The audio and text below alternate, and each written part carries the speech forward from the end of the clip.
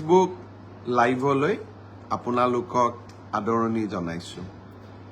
যোৱা কেইটামান দিন মই ঝাৰখণ্ডত আছিলোঁ আৰু সেইবাবে আপোনালোকৰ লগত কথা বতৰা পাতিব পৰা নাছিলোঁ। যোৱা কেইটামান দিনত মই নাথাকোঁতে এটা বিতৰ্কৰ সৃষ্টি হৈছিল যে গুৱাহাটীত উৰণীয়া সেতু নিৰ্মাণৰ বাবে আমি দীঘলী পুখুৰীত থকা পুৰণা গছকেইডাল কাটিব বিচাৰিছোঁ। দৰাচলতে গোটেই কথাটো এটা অসত্যৰ ওপৰত প্ৰতিষ্ঠিত আছিল। আজিকালি চৰকাৰ আৰু বিভিন্ন নগৰ মহানগৰত এনেকুৱা ধৰণৰ উন্নয়নমূলক কাম কাজ কৰিবলৈ যাওঁতে যদি সন্মুখত ডাঙৰ গছ আহে বা গছ কিবা কাৰণত কাটিবলগীয়া পৰিৱেশ আহে, তেতিয়া আজিকালি নতুন নিয়ম হৈছে যে কোনেও গছ নাকাটে। আজিকালি টেকনলজি আছে, প্ৰযুক্তি আছে।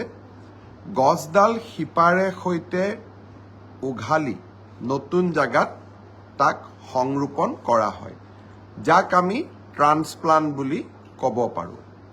আৰু লোক নিৰ্মাণ বিভাগে সেই ধৰণে দীঘলী পুখুৰীত থকা পুৰণা গছকেইডাল তাৰ পৰা আঁতৰাই আমাৰ নতুনকৈ গুৱাহাটীৰ DC কোৰ্টৰ সন্মুখত যি আমি উদ্যান বনাই আছোঁ তাতে আমি সংৰোপণ কৰাৰ বাবে চেষ্টা কৰিছিলোঁ, চিন্তা কৰিছিলোঁ। আৰু হাৰিয়ানাৰ পৰা এটা এনেধৰণৰ প্ৰযুক্তি সম্পন্ন দল এটাই এই গোটেই বিষয়টো চাইও গৈছিলে। কিন্তু বিষয়টোৰ ওপৰত আলাপ আলোচনা চলি থাকোঁতে এটা বিতৰ্কৰ সৃষ্টি কৰা হ'ল। আৰু ময়ো নিবিচাৰোঁ যে আমি এটা ভাল কাম কৰিবলৈ গৈ বিতৰ্কৰ কিয় সৃষ্টি কৰোঁ। বিতৰ্কৰ সৃষ্টি কেতিয়াবা চৰকাৰী কামৰ কাৰণেও হয় বা আমি চৰকাৰৰ কমিউনিকেশ্যন কম থকাৰ কাৰণেও হয়। কেতিয়াবা বিতৰ্কৰ সৃষ্টি এচাম লোকে কৰিও ভাল পায়। কিছুমানে কৈছে গুৱাহাটীত ফ্লাইঅভাৰে নালাগে, মালিগাঁৱত যদি ফ্লাইঅভাৰখন নাথাকিলেহেঁতেন, ভঙাগড়ত যদি ফ্লাইঅভাৰখন নাথাকিলেহেঁতেন, গণেশগুৰিত যদি ফ্লাইঅভাৰখন নাথাকিলেহেঁতেন, মানুহৰ কেনে অৱস্থা হ'লহেঁতেন। আজি নেশ্যনেল হাইৱেত গড়চুকত উৰণীয়া সেতু নিৰ্মাণ নোহোৱালৈকে গড়চুকত সাধাৰণ মানুহে 1 ঘণ্টা 1.5 ঘণ্টা সময় গাড়ী পাৰ হৈ যাব নোৱাৰা অৱস্থাত আছিল। আজি খানাপাৰাৰ পৰা আমি যদি গুৱাহাটী বিমানবন্দৰলৈ যাওঁ, সাধাৰণ এজন ব্যক্তিয়ে গাড়ী লৈ যায়, আমি 32ৰ পৰা 35 মিনিটত গৈ পাব পাৰোঁ। যদি নেশ্যনেল হাইৱেৰ ওপৰত 3খন উৰণীয়া সেতু নিৰ্মাণ নহ'লহেঁতেন, এনে ধৰণে ট্ৰেফিক নোহোৱাকৈ যোৱাটো সম্ভৱ হ'লহেঁতেন নেকি? ট্ৰেফিকত গাড়ী ৰখাই থাকোঁতে, গিয়েৰ পৰিৱৰ্তন কৰি থাকোঁতে মানুহৰ তেলৰো অতিৰিক্ত খৰচ হয়। প্ৰতিটো গিয়েৰ চেঞ্জ বা প্ৰতিটো স্পীডৰ উঠা নমা কৰাৰ লগে লগে মানুহে ইঞ্জিনে তেল অতিৰিক্তভাৱে লৈ যায়। ইয়াত ইকনমিক কষ্ট আছে। যিটো স্থানত আধা ঘণ্টাত গৈ পাব লাগিছিল তাত 1.5 ঘণ্টাত গৈ পাব লাগে, সময়ৰ অসুবিধা আছে। আৰু চৰকাৰে ভৱিষ্যতৰ প্ৰতি লক্ষ্য ৰাখি এখন আনপ্লেন গুৱাহাটী চিটিক আমি পৰিকল্পিত ৰূপ দিয়াৰ বাবে এটা ব্যৱস্থা কৰি আছোঁ।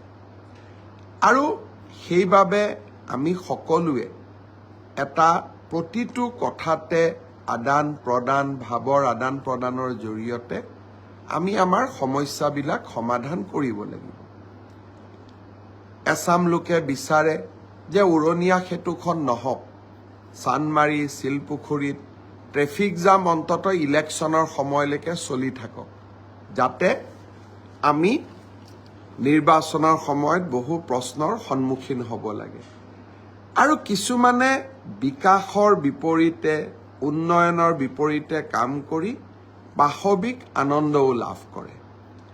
আনহাতে এচাম ব্যক্তি আছে যোনে প্ৰকৃতিক সঁচাই ভাল পায়, গছ বিৰিখক সঁচাই ভাল পায় আৰু গছৰ লগত তেওঁলোকৰ আৱেগিক সম্পৰ্ক আছে।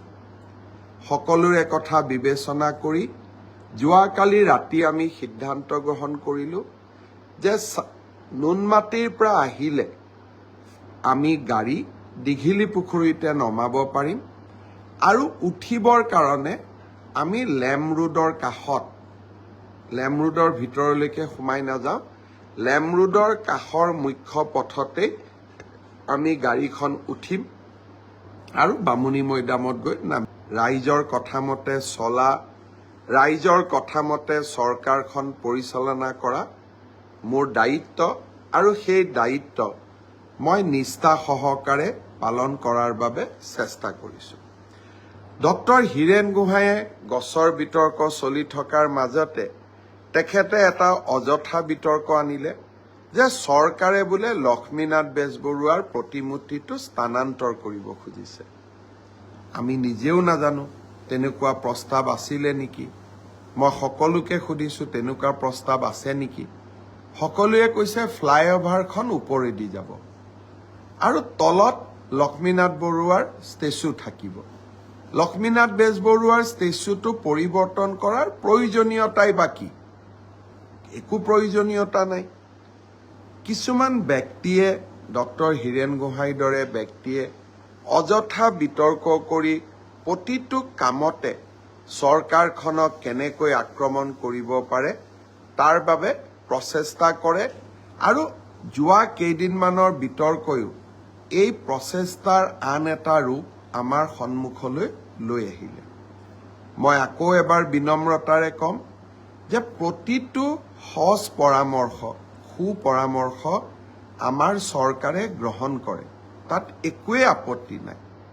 কিন্তু এচাম ব্যক্তি, যিচাম ব্যক্তিয়ে বিকাশ নিবিচাৰে, যিচাম ব্যক্তিয়ে বিকাশ বন্ধ কৰি পাশবিক আনন্দ লাভ কৰে, তেওঁলোকৰ লগত আমি কিমান দূৰ সহবাস কৰিম এই বিষয়েও আমি নিশ্চয় চিন্তা কৰিব লাগিব আৰু আমি তেনেকৈ আগুৱাই যাব লাগিব।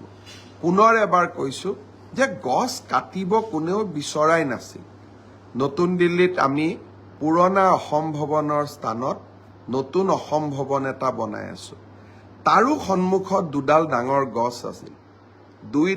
দুইডাল গছেই তাৰ পৰা উঘালি আমি আন জাগাত গৈ তাক ট্ৰান্সপ্লান্ট বা সংৰোপণ কৰিলোঁ। দুইডাল গছেই বাচি আছে। অৰ্থাৎ পৰিৱেশৰ লগত টেকন'লজিও আহে আৰু টেকন'লজিয়ে আমাক নতুন সিদ্ধান্ত ল'বলৈ সাহস দিয়ে আৰু তেনেকেই সমাজ আগবাঢ়ি যায়। ইয়াৰ পিছত মই অসমবাসী ৰাইজক ধন্যবাদ জনাম যে যোৱা ৩ তাৰিখৰ পৰা আমি সকলোৱে ভাষা গৌৰৱ সপ্তাহ পালন কৰিছোঁ।